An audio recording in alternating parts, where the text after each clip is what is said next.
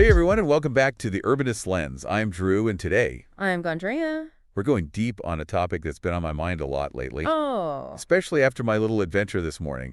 You see, I went to grab a coffee, right? My usual spot, just a quick walk. Should have been 5 minutes, tops.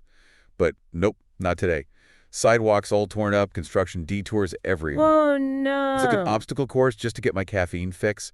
It really got me thinking Yeah, about how crucial a well-connected street grid is. I know exactly what you mean. It's amazing how these little inconveniences can really highlight what works and Totally. doesn't work in a city. And that actually ties in perfectly with what we're diving into today. Walkable cities. Okay, yeah. Our listeners have been super curious about this. What makes a city truly pedestrian friendly? Yeah. So we're going to break it all down. We've got a ton to cover, 10 key design features that make a city walkable. Right. It's way more than just sidewalks. We're talking street layouts, building types, the whole 9 yards. Yeah, it's fascinating how all these pieces come together to shape the experience of a city. It's not just about checking boxes. It's about creating a place where people come first. All right, let's start with something I know gets people talking. Mixed-use development. Yes. Where you've got shops, homes, offices, all mixed together in one area. Some folks worry about we're Yeah. being too busy. Others love the vibrancy. What's the take? It's all about finding the right balance. The core idea is to have different types of spaces within walking distance. Imagine you walk out your door, you got shops, restaurants, maybe your work, even green spaces. Oh, yeah, All right there. that's the dream.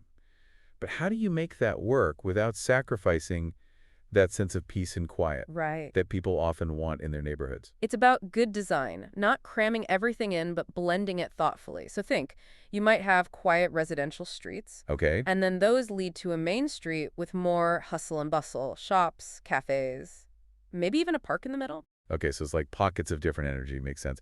But I mean, I can always just drive if I need to. What's the real advantage? Well, yeah, convenience is huge, but think bigger picture. When everything is walkable, people might skip the car Okay. altogether for those short trips. Less traffic, people get more exercise, healthier lifestyle. And you're more likely to run into your neighbors, right? Builds a sense of community. Exactly. You feel connected to your neighborhood, you care about it more. Plus, all those people out and about, that's good news for local businesses. Ah, so the economics come into play as well. Maybe we see more unique small businesses instead of Right. those big box stores that just rely on people driving in. Right. It paints a pretty good picture, doesn't it? Yeah, it does. But hold on. Let's say we've got this perfect mix of everything. Uh-huh. If the streets themselves are a pain to walk on, doesn't that defeat the whole purpose? Exactly. Remember my coffee detour? That's Yeah. a prime example of how even great amenities don't matter if Right. the streets aren't designed with pedestrians in mind. And this goes beyond just having sidewalks, right? What else makes a street network actually connected? So we're talking how the streets connect to each other, how many intersections there are, even alleys. Alleys? And mid-block crossings play a role. I'm picturing dingy back streets, not exactly pedestrian-friendly. No, but think about it. A well-designed alley can be a charming shortcut connecting parts of a neighborhood Oh, okay. in unexpected ways. Cobblestone paths, greenery, maybe even some art. It's about reclaiming those forgotten spaces. So it's not just about being practical, it's about making the walking experience enjoyable. Exactly. It's about allowing for spontaneous strolls, those moments where you discover a hidden cafe or a Uh-huh. little park you never knew existed. The city feels more explorable. All right, so we've got the mix of what's there and how the streets themselves connect. Right. But what about the actual walking experience? I mean, the details of how the sidewalks, crosswalks, all that's designed. Exactly. That's where pedestrian-friendly infrastructure comes in. Okay, so break it down for us. What do we talk about here? So many things. Sidewalk width, condition, crosswalk placement, even things like street lighting and benches Bench? for people to take a break. Some might say these are just minor details, but I'm starting to see how they can really impact Oh, they matter. whether or not people actually want to walk. Imagine walking down a narrow, cracked sidewalk, cars whizzing past inches away.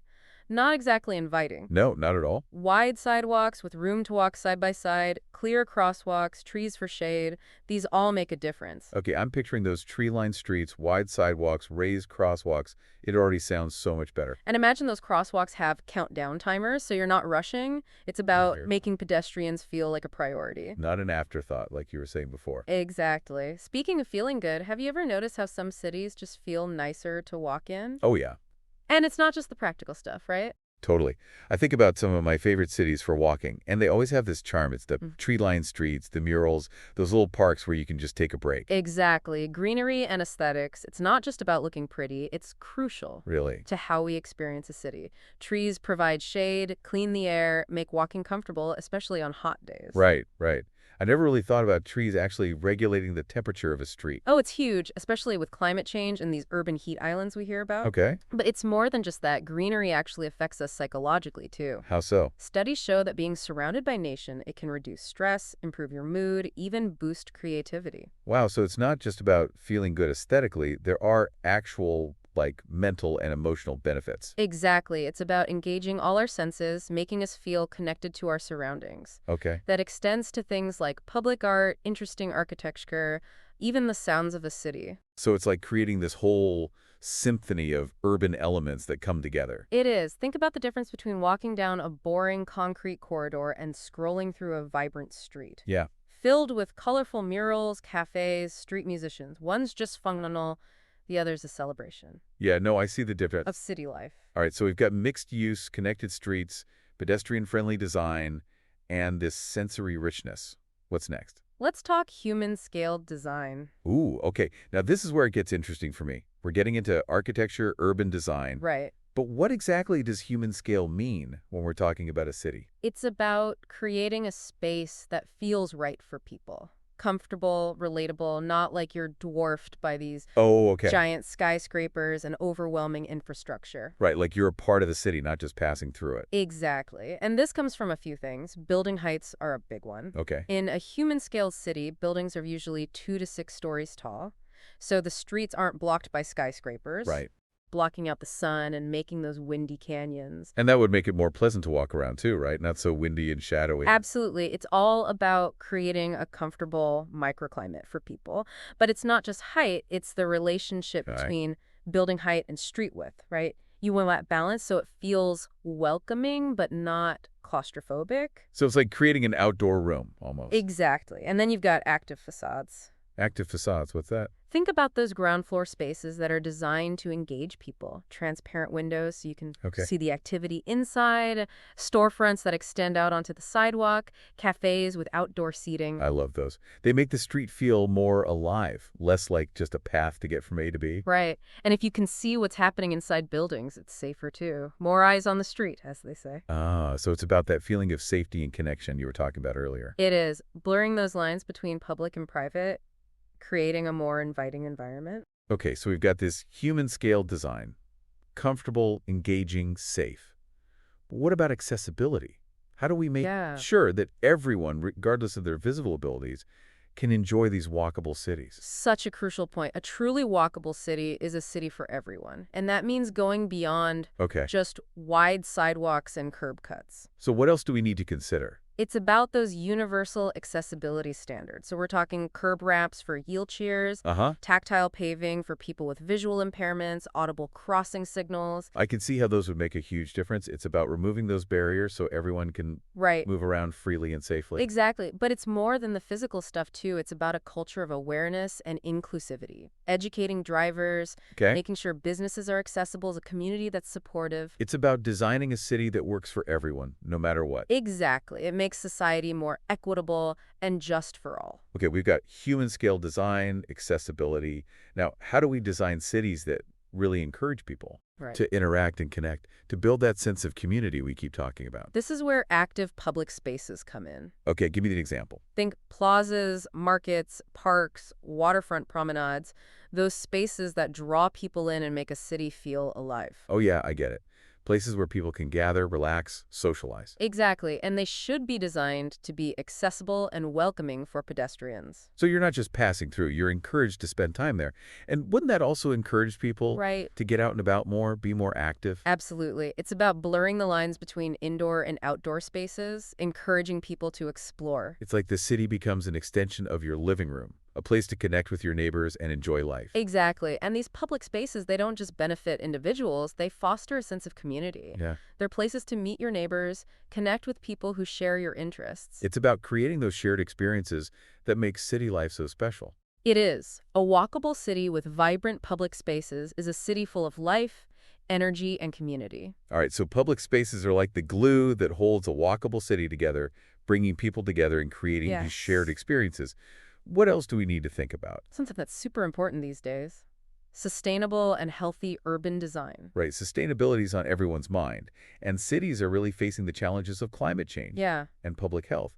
How does walkability play into that? Well, think about it. Walkability encourages people to walk, bike, or take public transit, right? Instead of driving. Yeah, and that means fewer cars, lower carbon emissions, better air quality, less traffic. So we're essentially nudging people towards healthier, more eco-friendly choices just by how we design our city. Exactly. It's about making those sustainable choices easier and more appealing. And of course, more walking equals more exercise, which is good for everyone's health. Less obesity, heart disease, Right. all of that. It's a win-win for the planet and our own well-being. Plus, walkable cities tend to just be more pleasant. Oh, yeah. Less traffic, less noise, less pollution. That impacts mental and emotional health too. So a walkable city is a healthier, happier, more sustainable city overall. Exactly. And when we design with these goals in mind, it benefits everyone. Okay, we've covered a lot, from sidewalk design to how it all impacts our health and the environment. We have. But there's one more thing I'm really interested in. How does walkability affect the local economy Ah, yes. and that whole vibe of street life? This is where it all comes together. Walkable cities create this breeding ground for vibrant street life Oh, okay. and a thriving local economy. It's that bustling, energetic atmosphere. You know, I'm picturing those European cities, the outdoor cafes, charming shops, street musicians. There's Yeah. such a different energy there. And that translates into economic activity. When people are walking around, they're more likely to stop.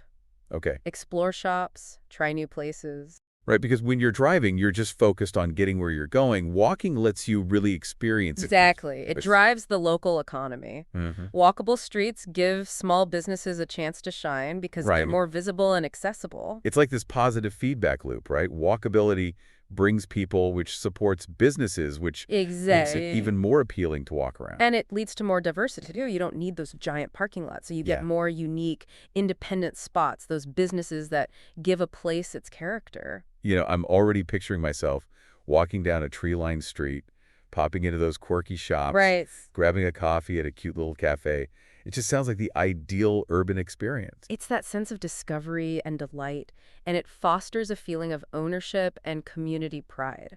Okay, we've covered so much in this first part of our deep dive into walkable cities, from street design to the importance of greenery and making it accessible for everyone.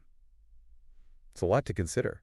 It is, but as we've seen, the benefits are huge. Healthier cities, happier cities, Right. more sustainable, more vibrant economically. It's a goal worth pursuing. Absolutely. So think about your own city. What elements of walkability do you see? Yeah. What could be better? Yeah. Keep those questions in mind as we keep going. And remember, creating a walkable city is a process. It takes collaboration, new ideas, Okay. and a commitment from both people and policymakers. We'll be right back to delve even deeper into the world of walkable cities. You know, talking about all this, it makes me realize something.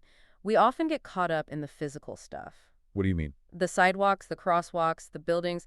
But walkability, it's got this whole social and cultural side, too. That's Oh. just as important. I get that.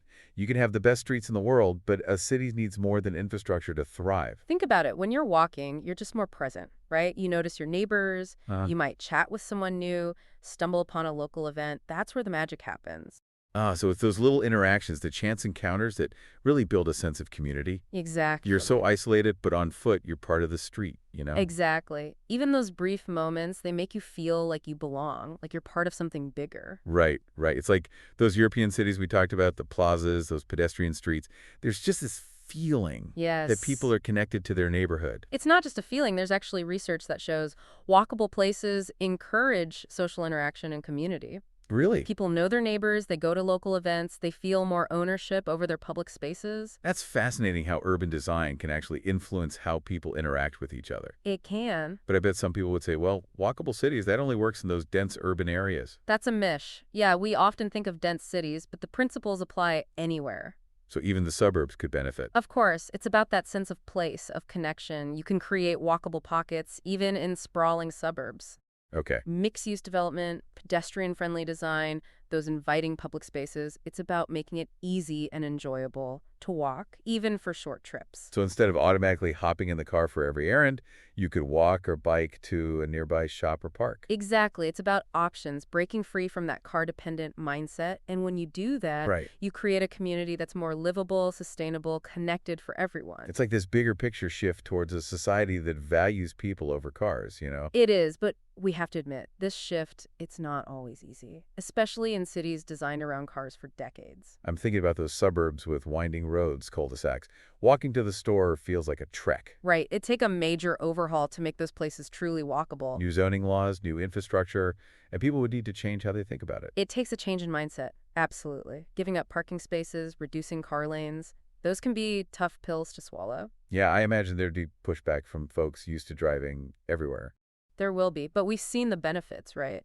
Healthier, more livable, more economically vibrant. Right. It's about making the case that walkability makes a city better for everyone. It does highlight that quality of life improvement. Imagine walking your kids to school, scrolling to the park, Yeah. meeting friends for dinner, no traffic, no parking hassles. That sounds pretty idyllic. People crave those experiences. They want alternatives to that stressful, isolating, car-centric life. And cities are starting to catch on, right? I know. So any cities out there that are doing this really well, models for walkable design. Oh, tons. Copenhagen is often mentioned.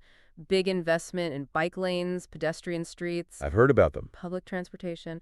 But it goes beyond that. They've created a culture that values active transportation. What about closer to home? Any North American cities getting it right? Definitely. Portland, Seattle, New York, they're making progress. Investing in infrastructure, Okay. expanding transit, creating those inviting public spaces. It's great to see these cities leading the way, showing it's possible even in a place where car culture Absolutely. has been so dominant. And it's not just big cities either. Smaller towns are getting on board too, realizing the benefits. It seems like this is really gaining momentum. It's about climate change. It's about wanting healthier lifestyles. It is. But also, people are just starting to appreciate that social and cultural aspect of walkable places. You're right. And as more people actually experience it, I think this trend will keep growing. Okay, so walkability is desirable. We get that. But it's not all sunshine and roses. There are challenges, right? Of course. One of the biggest is dealing with what we already have, that car-centric infrastructure. Right. Cities built for cars, wide roads, tons of parking, not much for pedestrians. Exactly. Making those places walkable, it's a big, expensive job. It's not just adding a few sidewalks. You might have to rethink the whole layout, the traffic flow, how the land is used. You might have to. And that means tough decisions, like reducing car lanes or parking. That can get political really fast. It can. And then there's the money. Walkability projects, they cost a lot. Uh-huh. Getting that funding is a whole other challenge. Especially now, with cities facing tight budgets and so many things demanding attention. Yeah, it's tough. But look, I'm optimistic. I think people are starting to see how important this is. For our society, for our individual lives, the benefits are clear, and cities are responding. It's like we're changing how we think about city design entirely. It's a paradigm shift. It's driven by climate concerns, healthcare costs, people wanting connected communities. Yeah. They're tired of that isolation. Those are big motivators for change. Okay. And as more cities do this, it'll inspire others to follow. It will. But before we move on, I have to bring up safety. Because for people used to driving, walking more Yes. might sound scary. It's a valid concern. So how do we make sure these walkable cities are also safe cities? It's a multi-layered problem. It starts with design, well-lit streets, clear sightlines, traffic calming features. They make a difference, reduce accidents, help people feel safer walking at any time. It's about minimizing those conflicts between people and cars, prioritizing pedestrians. Exactly. But it's also about community, that sense of responsibility. When people feel connected, they look Yeah. out for each other, report suspicious stuff. It's that eyes on the street idea. More people around it naturally deters crime. Exactly. It's not just being there, it's feeling ownership over those public spaces. Right. When you care about a place, you want to protect it. So it's more than just the design. It's about that social fabric, the community aspect. It's a whole approach, changing how we think, everyone working together. Okay, let's talk economics for a second. Because walkable cities aren't just nice, they have real economic benefits. Oh, absolutely. What are some of the big ones? Well, we touched on local businesses, but it goes way beyond that. Walkable cities, they usually have higher property values. That makes sense. Convenience and being able to walk everywhere, people are willing to pay more for that. Exactly. And those higher values mean more tax revenue for the city, so they can invest in more improvements. It's like a win-win for the city's finances. It is. And then there's transportation costs, walk more, drive less, you save on gas, car maintenance, parking. That adds up, especially now with those costs being so high. It does. And that money goes back into the local economy, supports businesses, creates jobs. So walkability is good for the environment, our health, and our wallets. It is a win-win all around. And as more cities realize this, I think we'll see them really embracing this walkable design. I hope so. Okay, before we wrap up this part, I want to bring up technology. Oh, interesting. Because it's changing everything, how we live, how we experience cities. How do you see it affecting walkable cities? Well, it's a two-sided coin. Some tech can make walkability even better, Imagine a navigation app Oh, yeah. that finds you not just the fastest route, but the most pleasant one for walking. Shady paths, less crowded areas. That'd be awesome. It would make walking more fun, encourage people to explore. Right, and then there are those apps that connect you to bike share programs, scooters. They extend how far you can go Yeah. without a car, fill in those gaps. Okay, so tech can really complement walkability. But what about the downsides? Well, we've got self-driving cars on the horizon, Right. and there's debate about how they'll change our cities. Some say they'll actually make traffic worse. Really? People will travel further because they don't have to drive themselves. So even if people aren't behind the wheel, more cars on the road is bad news for walkability. Exactly. And then there's distracted walking, people glued to their phones, not paying attention Oh, yeah? to their surroundings, more accidents. I see that all the time. People with their heads down walking into things. It makes you realize It does. how important it is to design streets that are safe, even for those folks. It is. We need forgiving design, but also education, awareness campaigns, reminding people to be mindful. It's about finding that balance. Okay. Embrace the good parts of technology, but make sure it doesn't undo all the progress we make with walkability. So tech is a tool. It can help or hurt. It all depends how we use it and how our cities are designed. Exactly. We've got to stay ahead of the curve, anticipate how new tech will change how we move around. Right. Plan for a future that's both high-tech and pedestrian-friendly. Yes. This has been a great discussion, Andrea. Walkable cities, it's complicated. There's so much to consider. It is. But the benefits are undeniable. Social, cultural, environmental, economic, it all points to walkability. Does. Being more than just a trend, it's a whole new way of thinking about how we live. Couldn't agree more. It's worth fighting for. I'm excited to see what cities come up with in the future. Me too. Okay, we've covered a lot in this second part. We have. Let's take a quick break, and when we come back, we'll wrap up with some final thoughts on walkable cities. And we're back. For this final part of our Walkable Cities deep dive, we've really unpacked a lot. You have. From the nuts and bolts of street design to the broader impacts on communities and a planet. It's more than just putting in some sidewalks. It's a whole different way of thinking about urban design. Yeah. Putting people first. And as we've seen, it pays off. Walkable cities are just more enjoyable, but they're also more sustainable. Right. Economically vibrant, healthier for everyone. It's a win all around. And what's so cool is how all these pieces we talked about, the streets, the buildings, the businesses, they all fit together to create this experience that's greater than the sum of its parts. It's like a well-designed ecosystem, everything working in harmony. But for me, the most powerful thing is how walkability shapes not just the physical space, but the social fabric of a city. Absolutely. Think about it. When you're walking, you're so much more likely to run into your neighbors, Yeah. to strike up a conversation with someone you don't know, maybe even stumble upon some local event.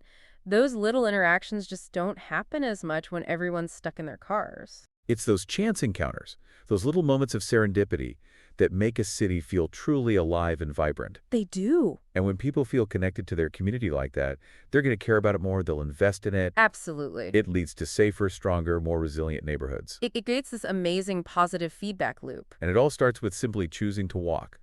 Even if your city isn't perfectly walkable yet, Right. you can still embrace that walkable mindset.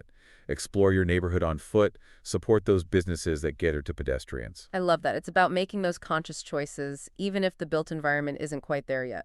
And speaking of choices, I think one of the biggest takeaways for me is this. We need to question those old assumptions Yes. about how cities should be designed. For so long, we've just accepted car dependency as the norm without really thinking about Right. the consequences for our health, our communities, our planet.